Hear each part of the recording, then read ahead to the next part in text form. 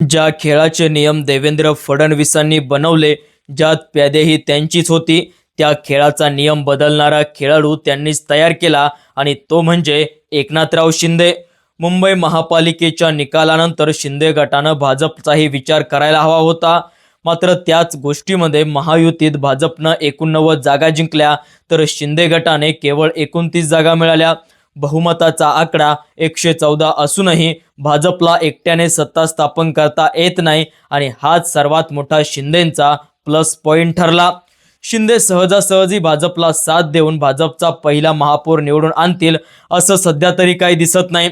उलट 2.5 वर्ष महापौर पदाचा दावा शिंदेंनी ठामपणे मांडला असेल अशी चर्चा जरी असली तरी भाजप आणि शिंदे गटात चांगलाच तणाव वाढलेला आहे.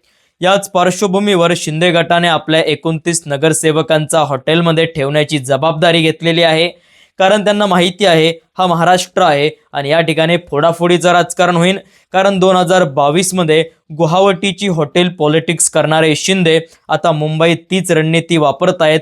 हे संपूर्ण महाराष्ट्र पाहत आहे. फरक इतकाच आहे की यावेळी टार्गेट ठाकरे नाही, भाजप आहे.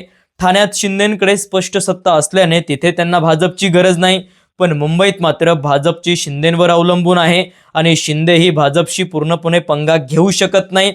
भाजपच्या दिल्लीतील नेतृत्वासह राज्यातील वरिष्ठ नेते शिंदेंचा महापौर मागणीबाबत सावध भूमिका घेत असल्याचं दिसत आहेत.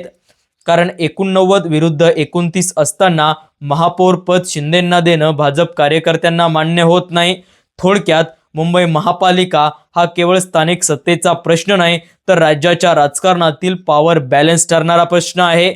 मित्रांनो, देवेंद्र फडणवीस आणि एकनाथ शिंदे यांच्यात सातत्यानं वाद होत आहे आणि याच नियमांमध्ये बदल घडवायचा का की पुढच्या काही दिवसांमध्ये आता स्पष्ट होणार.